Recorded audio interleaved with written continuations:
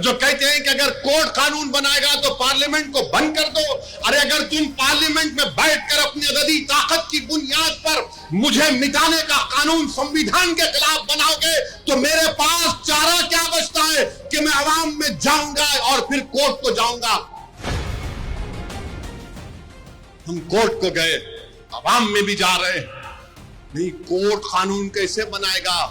अरे जालिमों, supreme court का judgement कानून का मौक़िफ़ रखता है। पढ़ो, तुम लोग ट्यूबलाइट हो,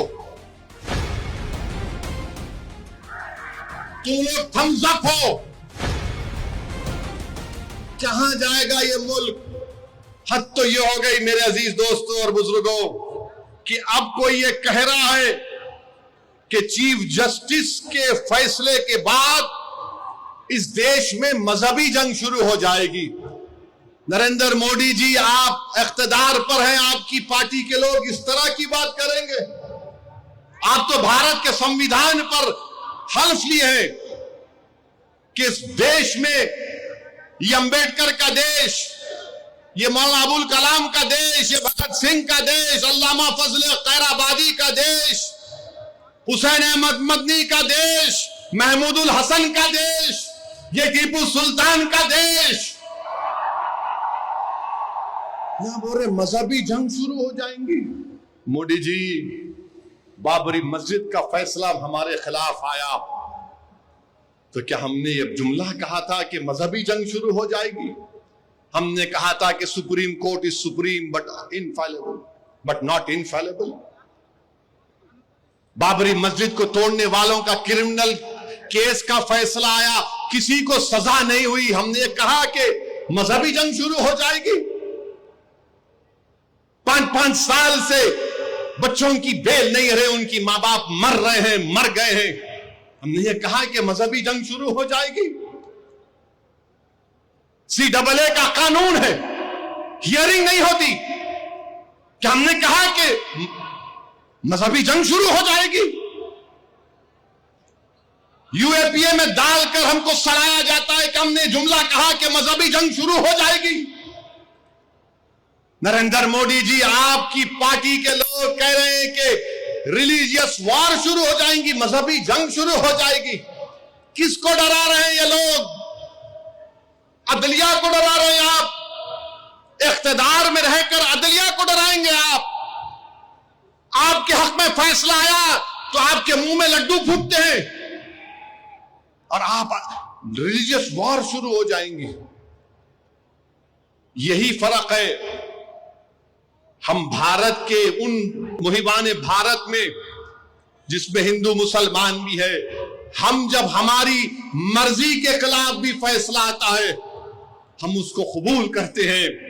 इसलिए कबूल करते हैं कि हम कॉन्स्टिट्यूशनल मोरालिटी को मानने वाले हैं और ये संघ परिवार के लोग एंटी कॉन्स्टिट्यूशन के लोग हैं। ये संविधान को तो मानते मगर उसको सब्सक्राइब नहीं करते हैं। ये फर्क है भारत के असली नागरिक में और उन लोगों में जो नेशनलिज्म के झूठे दावे करते हैं और कहते हैं कि रिलीजियस वॉर, जो कहते हैं कि अगर कोर्ट कानून बनाएगा तो पार्लियामेंट को बंद कर दो। अरे अगर तुम पार्लियामेंट में बैठकर अपनी अददी ताकत की बुनियाद पर मुझे मिटाने का कानून संविधान के खिलाफ बनाओगे तो मेरे पास चारा क्या बचता है कि मैं आवाम में जाऊंगा और फिर कोर्ट को जाऊंगा। हम कोर्ट को गए, आवाम में भी जा रहे हैं, नहीं कोर्ट कानून कैसे बनाएगा। अरे जालिमों, सुप्रीम कोर्ट का जजमेंट कानून का मौक़िफ़ रखता है। पढ़ो, तुम लोग ट्यूबलाइट हो, तुम लोग थम्स अप हो, तुम्हारे दिमाग में एक ही बात बैठा हुआ है, नहीं मोदी है तो खुदा है। अरे खुदा था, है और रहेगा उसी का नाम।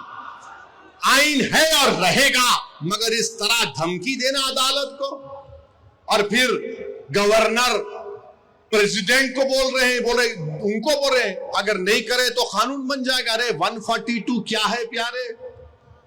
142 आइन का बनाने वाला अंबेडकर है। अंबेडकर में तुम्हारे से ज्यादा दूरअंदेशी थी। आप ये बोल रहे हैं कैसा बनाए, वो कैसा बनाए, हम ऐसा कर देंगे। मगर मेरे अजीज दोस्तों और बुजुर्गों, बीजेपी आइन पर एक फ्रॉड कर रही है और डरा रही है।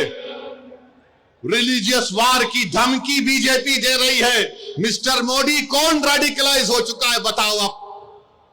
सत्ता में आप हैं, आपके लोग रेडिकलाइज हो चुके हैं, इतना रेडिकलाइज हो चुके हैं कि कोर्ट को धमकी दे रहे हैं, रिलीजियस वार हो जाएंगी। मोदी जी, अगर ये धमकी देने वालों को आप नहीं रोकेंगे, देश कमजोर होगा और देश कभी भी माफ नहीं करेगा। आज सत्ता इख्तिदार आपके पास है, कल नहीं रहेगा इंशाअल्लाह ताला, कल नहीं रहेगा इंशाअल्लाह ताला। अब भारत का हिंदू भी जान चुका है कि वक्फ का कानून बनाए तो क्या मेरे को नौकरी मिलती। हिंदू जान चुका है कि मुसलमानों की नफरत को दिखाकर, मुसलमानों को डराकर वोट बटोरती आई बीजेपी। दिखाने के लिए कुछ नहीं है। 4.5-5% नौजवानों में बेरोजगारी है, उनके बेरोजगारी को दूर करने का कोई प्रोग्राम नहीं, मगर सिर्फ मुसलमानों को नफरत का निशान बना दो। तो मैं हमारे हिंदू भाइयों से भी अपील कर रहा हूं, जो आपके एंडोमेंट बोर्ड के लिए अच्छा है वो हमारे लिए भी अच्छा होना चाहिए। जो सिख गुरुद्वारा प्रबंधक कमेटी के लिए अच्छा है वो हमारे लिए भी अच्छा होना चाहिए। हमारा मुतालबा सिर्फ यही है कि हम अपनी वक्फ की जायदादों की हिफाजत कर सकें।